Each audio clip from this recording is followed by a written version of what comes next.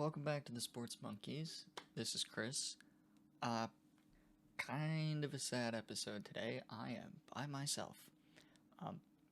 Meg couldn't make it. He was busy with school and a concert, and James also busy with school, so they couldn't make it tonight. So it was just me. I have some of James's stuff in this episode, so we will see a little bit of James's insight, but he's not here to explain it.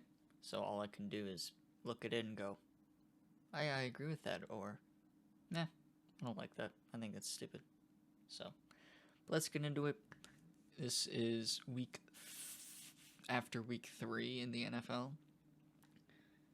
So here we go.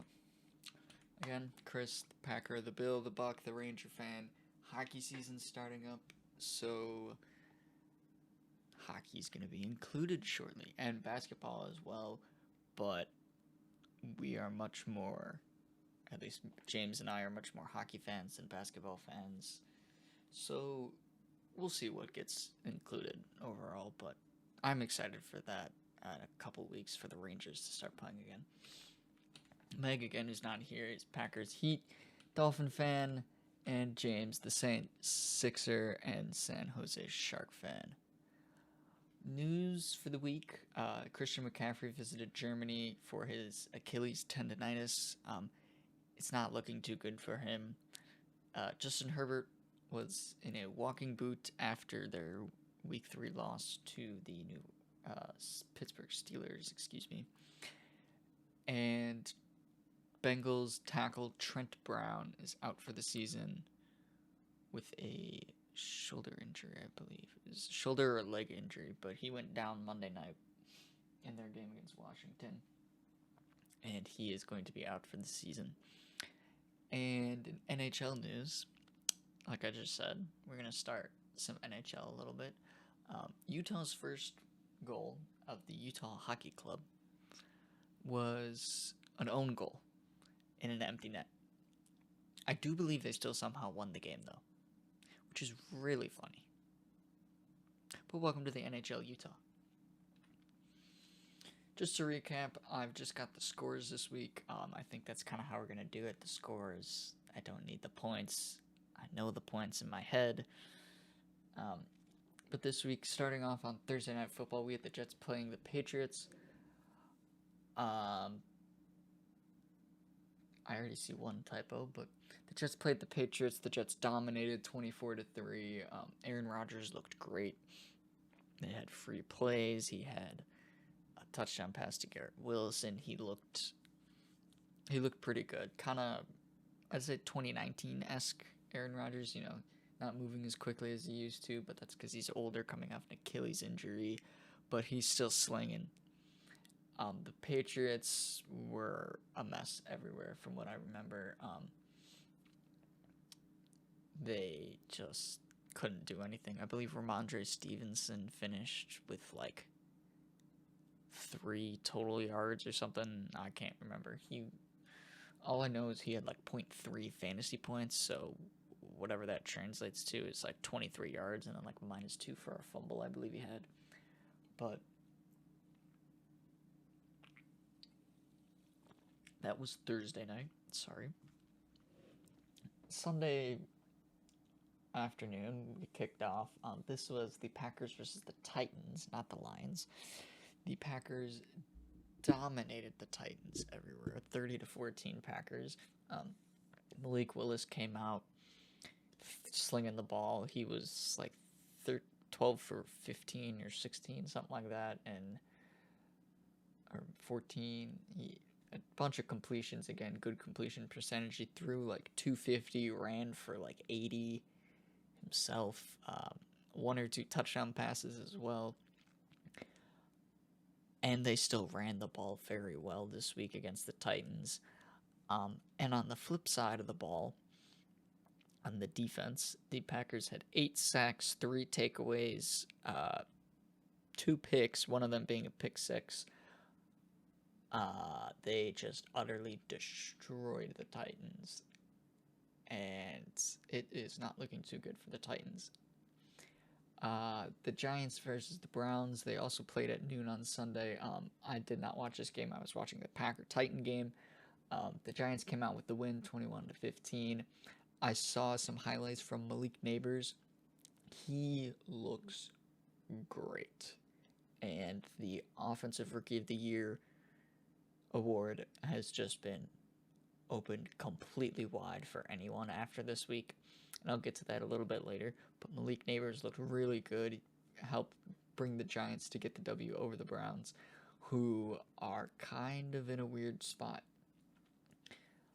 Bears played the Colts. The Colts took the W 21-16. The Bears and both the Colts, both teams looked pretty bad from what I remember. Jonathan Taylor was responsible of 2 of the 3 Colts touchdowns. And then the Bears wound up scoring a touchdown late to bring the score to 21-16. Tried the onside kick, could not recover it. Too little, too late. I almost said Justin Fields there. Caleb Williams threw for 350 yards, 360 yards. So I guess there's that going for him, but their offensive line looked bad. Their defense looked decent. I believe Jalen Johnson had another pick, but their offensive line, they tried running, I believe, 4th and goal from the 1. They tried running a speed option, and their 4 of their 5 offensive linemen were practically laying in the end zone, and the Colts defensive line was just running straight at them, and obviously they did not convert that. Vikings played the Texans as well. Vikings also dominated this game 34-7. Sam Darnold is still looking good. Aaron Jones had a touchdown. Justin Jefferson had a touchdown. The Texans just really couldn't do too much. I only saw bits and pieces of this game. Did not see too much of it. Eagles played the Saints. This game was 3-0 Saints at the half. It wound up finishing 15-12 Eagles. It was, I believe, 7-12, and then Saquon Barkley broke off for a huge rushing touchdown. It was 50 or 60 yards to put them up 13-12, and then they went for 2 to give him a little leeway. They made that, and then Derek Carr winds up throwing a pick to Reed Blankenship, who now has 2 game-sealing picks. But the most of that game, from what I saw, was kind of like a weird game where the offensive juggernaut of the Saints meets the Eagles, who lost a close one to the Falcons and won a close one against the Packers, where they both practically put up 30 points in that first game. But in this game, where you would expect a lot of offense, there was very little, and like I said, it was 3-0 at the half, finished 15-12. Pretty low scoring game, but the Eagles ultimately get the win. Steelers played the Chargers. I did not see any of this game. I saw a couple stats afterwards, just about Joe Alt still being an insane tackle and a great pickup from the Chargers. I believe Quentin Johnston scored a touchdown, but ultimately the Steelers were too much for the Chargers. The Broncos played the Buccaneers. This game shocked a lot of people, myself included. I thought Bo Nix was going to struggle, and he thrived. He had 260-some passing yards. He had a rushing touchdown. I'm not sure if he threw for a pick. But the Buccaneers, they just couldn't do anything. Baker Mayfield looked and the Broncos wound up walking out of Tampa Bay with a 26-7 victory. The Panthers played the Raiders. Andy Dalton's first start for the season after the Bryce Young benching, and they dismantled the Raiders. So now I don't know what to make of the Panthers or the Raiders, because the Raiders were coming off a hot victory over the Ravens. The Panthers wound up taking it 36-22, but I believe the Raiders scored some garbage time points at the end of the game, so the game was a lot further apart than it actually was. The Seahawks then played the Dolphins in the afternoon, and they destroyed the Dolphins. The Seahawks did 24-3. Tua was out. Skylar Thompson was starting. Outside of, it was like their first or second drive where they scored a field goal. They could not do anything. Tyreek Hill was a non-factor. I did not watch too many of these 3 p.m. games. I think I saw mostly 49ers Rams, but no, it was Lions Cardinals is what I mostly watched. The 3 o'clock slate. But back to the Seahawks and the Dolphins. The Dolphins are trending in the wrong direction without their star quarterback. Ravens played the Cowboys. Ravens took the W, 28-25 in Dallas. Dallas is looking very bad over their last few games, especially this season. But if you date back to last season a little bit, they played the Bills late and in Buffalo, but they got destroyed. They played the Packers in the postseason, and they got destroyed. They played the Saints earlier this season, and they got destroyed. They played the Ravens now, and the score speaks a different story of what actually happened in this game. I did see highlights. The Ravens moved the ball at free will, and the Cowboys scored some garbage time points to make it a little closer, but the Ravens ultimately win 28-25. 49ers played the Rams. This game was out of hand for the Rams. I believe it was 14-0 at one point and then 21-7 at one point for the 49ers. And they just hung around, man, and they got it done. They finished the game 27-24, taking home the victory in SoFi, which was like 60% 49ers fans, which was weird. But they come out with the W. However, the 49ers did not. Trent Williams went down in that game. Debo was out. McCaffrey was out. Kittle was out. Their receivers, they had Jordan Mason, I believe that's his name, the running back, and then they had Brandon Ayuk, who still hasn't done too much, and then Juwan Jennings and some other wide receiver 3. I couldn't tell you who he was. But Juwan Jennings, I believe, had 2 or 3 touchdowns, some disgusting catches, and he just obliterated the Rams' defense, despite them not being able to come out with the W. But Brock Purdy also looked good. He was making some great throws from what I saw, despite not having the entire Pro Bowl surrounding cast. So that's good to see, and will silence some of the doubters. I've always been a Purdy lover. I thought he's been very good, and people are just like, oh, he's thrown to a bunch of Pro Bowl players and players that are tops of their positions everywhere, and it's good to see Purdy thrive despite them losing that game. The Lions versus the Cardinals. Lions took this one 20-13. I'm not sure if it's the Lions offense kind of struggling a little bit or the Cardinals defense kind of playing very well, but this game was very close. A lot of these teams this week, I genuinely still don't know what to make of them. The Cardinals being one of them, and I can't really decide if I want to put the Lions really high or like kind of, middle of the playoff teams or what. It's really tough to decide. But I believe this was the trick play where Amon-Ra catches the ball and quickly pitches it to Jahmyr Gibbs, who's running around basically a wheel route, and he runs it in. Gibbs runs it in for 6. And then later in the game, I believe Goff was still perfect throwing the ball. He was like 9 for 9 or something like that. 12 for 12. And then he threw a bad pick, I believe, and they ran it back, but it was called back from a penalty, so it didn't count. Moving to Sunday Night Football, we had the Chiefs versus the Falcons. I saw a little bit of this game. I saw the ending, but the Chiefs got the win. you can call it controversial or not, but it was the correct call. It was.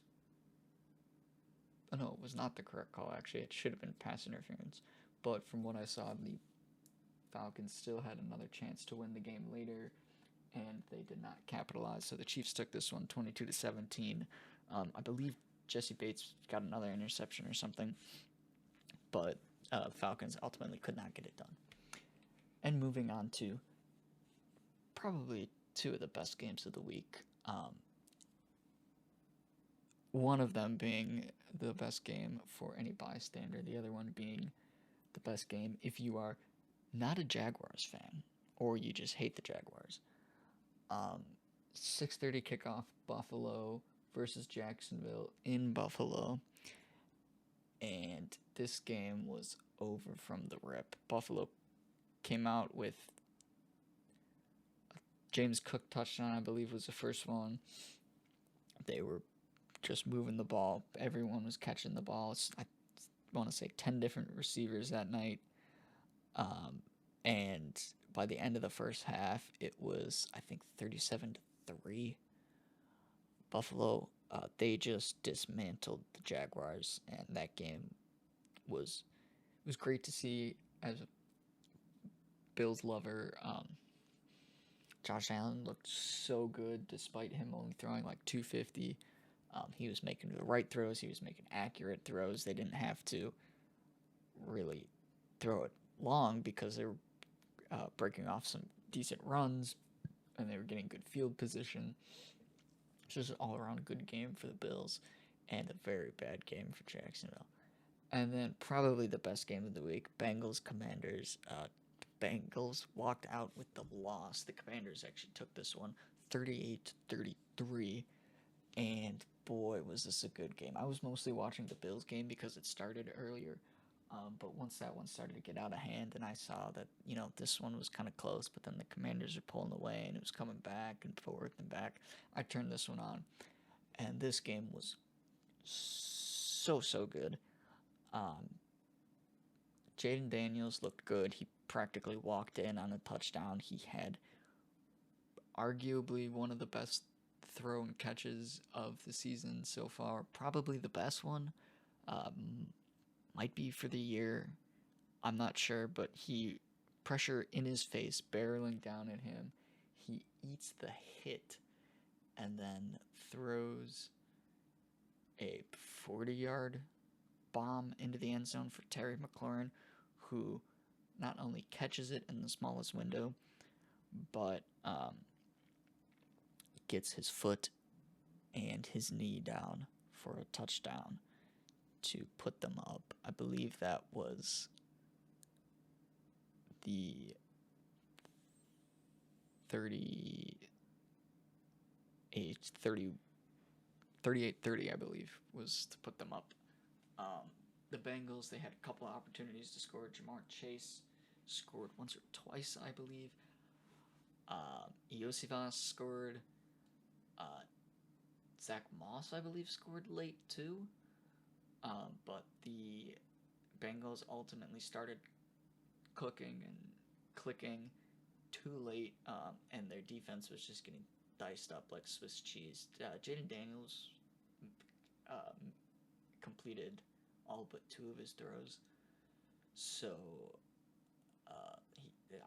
they just could not stop the offense. And the Commanders also have not punted in 2 weeks because of how efficient they are with all their drives. They're going down, they're getting points every single drive. They're not punting, they're not turning the ball over. It's kind of crazy. I remember also from this game that T. Higgins had a good catch in the end zone, but he could not get his feet down. And then he had what, in my opinion, should have been pass interference on a 2-point conversion. McPherson missed a kick, I believe, which that plus the 2-point is your 5 missing points between the two teams. And then Higgins also had a catch on the sideline that he also could not get his feet down. So he was making some good catches, but he's just not getting his feet down. And it was tough to see because I was pushing for the Bengals, but I can't discredit the Commanders. It was a great game, and I'm excited to keep watching them and Jaden Daniels. I've got power rankings after week 3. I've got mine, and I believe James's are on here. I'll go through James's, but can't really discuss them because there's no one here to discuss. It's just me rambling on, and I've been rambling for 20 minutes. So we're just gonna keep rambling because why not? This week, I've got some movers and shakers. I had originally made this 1 through 10 and then realized I left some important teams off and had to kick the bottom 3 off originally. So coming in at number 1, it's still the Chiefs. They're finding ways to win. They're winning. It's the Chiefs. They're doing everything right, and you can't discredit them, and especially as long as they have Patrick Mahomes standing upright and Andy Reid at the helm coaching all of them. Number 2, rising way up in the power rankings, are the Buffalo Bills. They looked so good, and I don't want to say it because it's happened every year, and it's just been a letdown and whatnot. They're kind of the Packers of the AFC, but this might be the year that they dethrone Kansas City and get past them in the playoffs.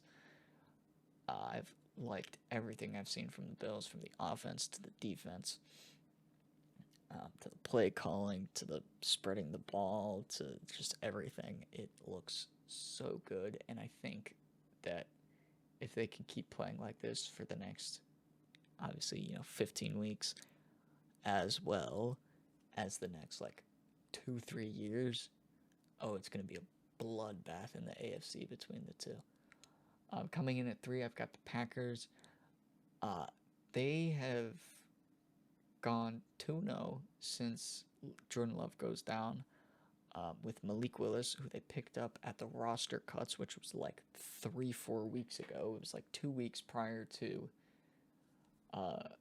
Willis's start against the Colts, and he was also not getting first team reps at that point. So the fact that they've gone 2-0 in the last 2 weeks, and not just 2-0, always handing the ball off, when the 49ers lost whoever it was in the championship game against the Eagles. I believe it was Brock went down, then the other guy went down, so all they could do was hand the ball off. It hasn't looked like that. He's made some good throws. They've run the ball. The running backs have run the ball. Willis has run the ball. The defense has been playing out of their minds. I think they are so good, and I'm so ready to keep watching them. And at 4, I got the Vikings. What Kevin O'Connell has done with Sam Darnold is insane. And what Brian Flores has been doing with that defense is disgusting, too. He held C.J. Stroud and the Texans to 7 points, and they stopped a Shanahan offense in the 49ers the week prior. They've just been dicing up what everyone's thought to be good teams, and it is kind of crazy. At 5, I've got the Seahawks. They've played Denver. They played Miami. I forget the other team that they played. They're not the best opponents right now, but they've looked really good. Miami should be able to do more than 3 points with that offensive skill position group. Even if you have a backup quarterback, they should be able to do more than 3 points. And Seattle has just shut them down, and I'm putting them at 5 there. 6, I've got the Lions. This is kind of where I didn't really know where to put some teams, especially because there's a couple 3-0s that are not on here. But I got the Lions at 6. I think, I'm not saying they're Chiefs-esque, but how they're winning games is like that, where they're finding ways to just fend off their opponents or sneak by and score points at the end to win the game and whatnot. And they held off the Cardinals. They got destroyed a little bit the week prior to the Bucks, but they week 1 playing. I'm blanking on who they played week 1, but whoever it was, I believe it was a pretty good showing from the Lions. And then at 7, I've got the 49ers. They're probably going to start to fall out of this list too, especially if they lose this week. But, I can't count them out. They've got Kittle, McCaffrey's out, but they've got Mason. Brock's looked good. Trent Williams went down. Not too sure on his return window. Debo, when he comes back, he'll be a huge help in this offense too. The defense has kind of looked a little lackluster though. I believe they lost Javon Hargrave to season-ending surgery. So the defense is kind of reeling a little bit, but we'll see how it plays out. But I've got the 49ers at 7. At 8, I have the Texans.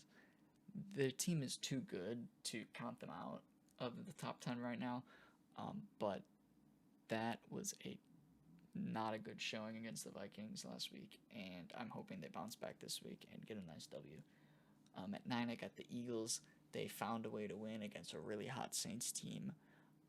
They've, aside from the turnovers so far from Jalen Hurts, the offense has looked pretty decent, and Saquon Barkley is a nightmare. And at 10, I've got the Ravens. They beat a decent Dallas offense, and they went toe-to-toe with Kansas City, and they just blew a lead to the Raiders. So I think I got to include them in my top 10. Originally, I was considering putting the Steelers in here somewhere, the Jets in here somewhere, maybe the Saints and the Bucks. But I think right now, the Saints and the Bucks both kind of had down weeks. The Steelers, I need to see one more week from, because I don't 100% trust their offense. It's their defense that's winning these so far, and they're scoring one offensive touchdown a game pretty much. So I don't really know how I feel about that right now, but we'll see how things keep moving. And then the Jets, I just need one more week, and maybe they'll find their way in. Maybe some of these teams will make their way out. James's rankings, he had the Chiefs, the Niners, the Bills, the Vikings, the Texans, the Lions, the Eagles, the Steelers, the Seahawks, and the Saints. A lot of similar teams that I have. He has the Steelers and the Saints in here instead of the Packers and the Ravens. It's a fair point. The Saints looked very good the first 2 weeks, and they played a pretty good team, and they came up just short, so I can see it. And then the Steelers, again, them being 3-0, it's hard not to include them. Looking on to Pete Prisco's power rankings, Kansas City and Buffalo do not move. The Vikings jump up, the Seahawks jump up, the Steelers jump up, the Texans are dropping, the Eagles with a big rise. The 2 arrows just means they've moved more than 10 spots. Packers moving up a little bit. The Bucks are falling. It's starting to round out here basically. Not truly knowing what teams are capable of doing. It's rounding it out. Like the Commanders, after putting up that showing against the Bengals, have jumped up, I believe, 12 spots, and the Raiders, after defeating the Ravens, and then losing horribly to the Panthers, they fall way down out of the top half into the bottom 3. So we're kind of seeing some teams' true colors. Teams are making personnel changes, and they're looking good, they're looking bad. We're not sure. But it's starting to round out more. And what's interesting is that the Vikings, the Seahawks, and the Steelers being up at the top, I don't think anybody saw that coming. People were probably expecting the Niners to stay in the 2-3 area, and the Lions to be up there, and the Ravens be up there, and maybe the Bears kind of more in the 10 area. Same with the Rams. But this is it's rounding out based off of injuries and playing, and that's obviously how power rankings should go. I just like to look at this every week and ask the guys, what do you think of it? And they'll probably be like, I can agree with it, I can disagree with it. That's what it's all about. For the division standings so far, this is how the divisions are looking. We've got the Steelers atop the AFC North, Texans atop AFC South, the Bills in the East, and the Chiefs in the West. Very few, I know it's only week 3, but very few teams with winning records over there in the AFC. And on the flip side, in the NFC, NFC North is so far looking pretty good. The South, not too bad. The West is looking a little lackluster on the bottom. And the East, the Commanders, it's only week 3, but they've shocked a lot of people so far. If the season ended today, this is how the playoffs would look. You'd have the Steelers and the Vikings with byes, the Bills, Chiefs, and Texans all winning their division, along with the Saints, Seahawks, and Commanders. And then to round out the wild cards in the AFC, you'd have the Jets, the Chargers, and the Raiders. A handful of other 1 and 2 teams just missing out. And then on the NFC side, you'd round it out with the Bucks, the Eagles, the Lions, and I believe the Packers are the 2 and 1 team that are just missing out here on the NFC side. But it's just a nice little thing to look at. Keep updating it as we go, see how the divisions are rolling out and conferences are shaping up and whatnot. So lastly, we're going to finish it off with the predictions as we do every week. I had a terrible week last week. I went 6-10. So many underdogs won. And I was not ready for it, especially teams like the 49ers losing, and then the Bucks losing, and the Texans losing. I'm just kind of going down the list here and seeing all these teams, and like the Saints. I thought the Saints were gonna win that game, and the Eagles wound up just stealing it right towards the end, and the Raiders losing, and the Bengals losing. Just a lot of teams that you didn't expect to lose lost last week. So it sucks to see, but puts me at 27-21 on the year so far. So for week 4, I got the Cowboys over the Giants as a lock. I want to believe in the Giants. I want to believe that they're getting better under Brian Daboll and Daniel Jones. Neighbors, and maybe they're looking a little better, but I just think that Dak and the Cowboys, it's kind of like how Rodgers and the Bears went. The Giants just don't lose to Dak, or they don't beat Dak. Dak is just, I think he's 12-2 in his 14 games against the Giants. He doesn't lose to the Giants. Packers-Vikings, this is going to be a great game. I saw the injury report for today, Wednesday. Obviously, the game's on Sunday, but there were a lot of big-name starting Packers listed on that list. But hopefully we get to see Love come back, or Jair versus Justin Jefferson and all that. Nice Packer offense against a good Viking defense so far, and a good Viking offense against a good Packer defense.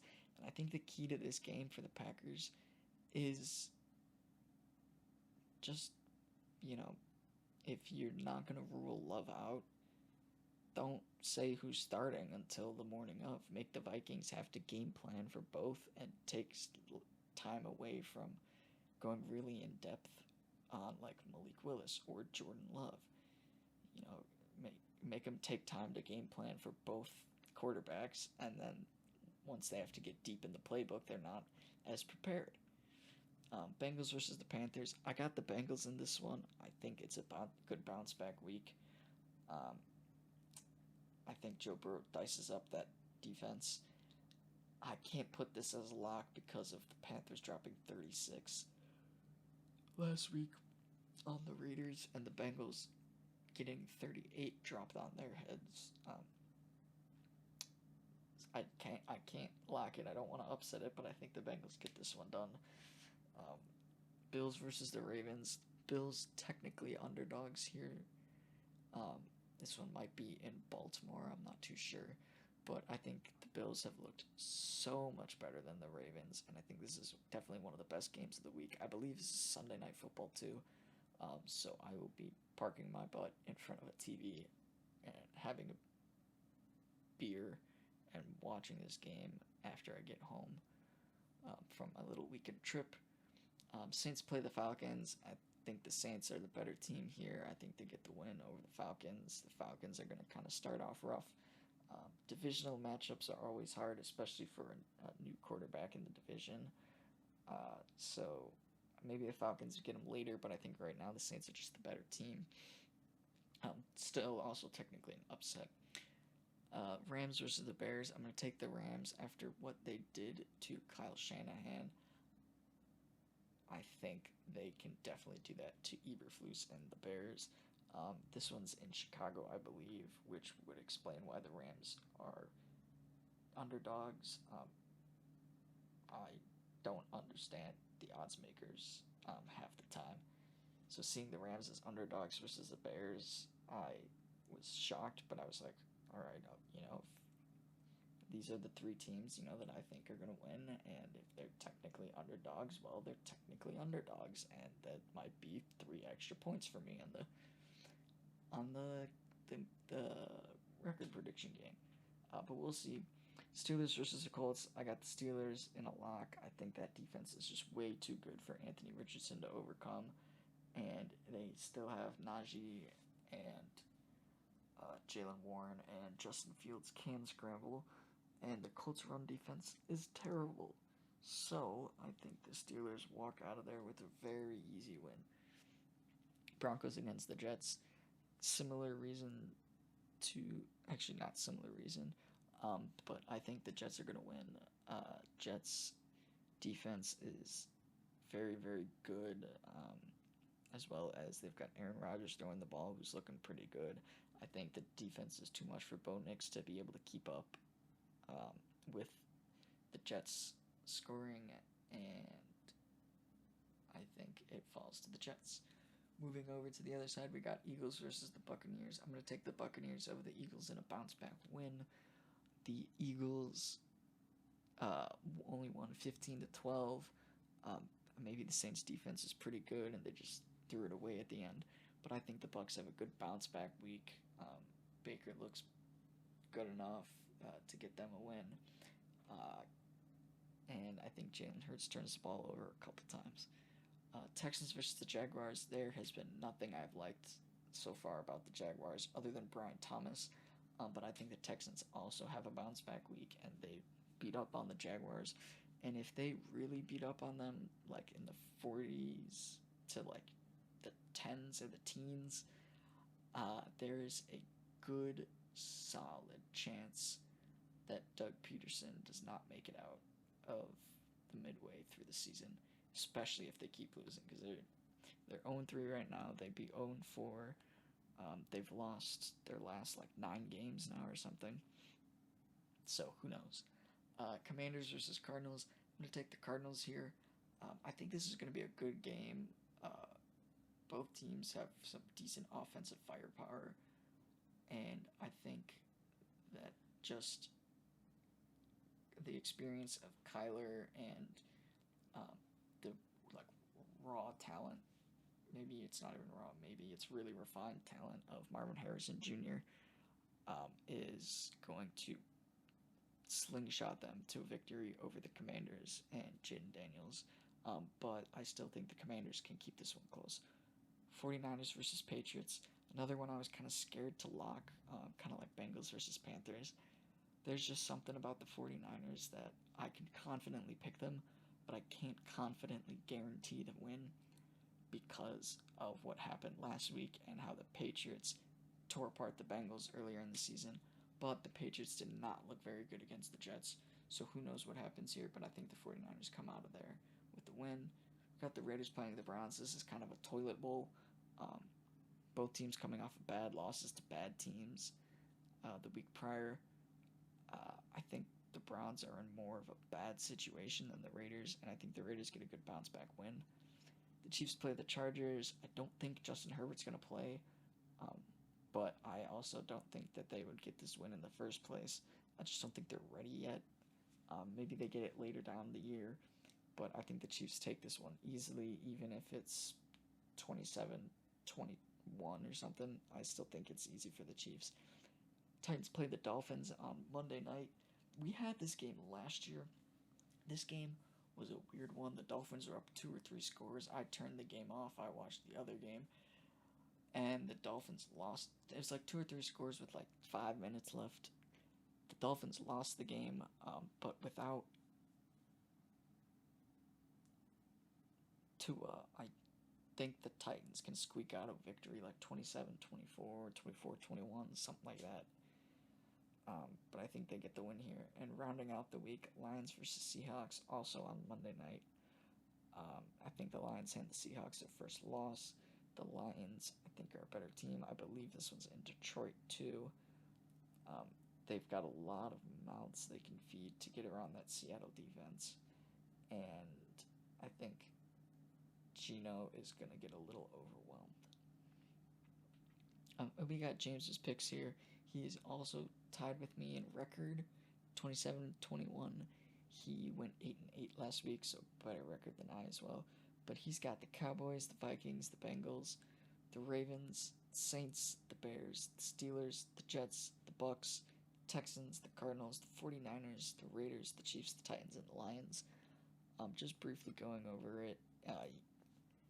Got his locks and his upsets here. So we'll keep those going for the next week. Meg did not get the chance to get his picks completed in time, so I don't have them here as well, but he did tell me that he is picking the Cowboys over the Giants to start the week on Thursday. And he will get the rest of them done before Sunday. But that leads us to our prediction points. I'm still in first. I got 28 points, 27 picks, 4 upsets, 3 lock losses.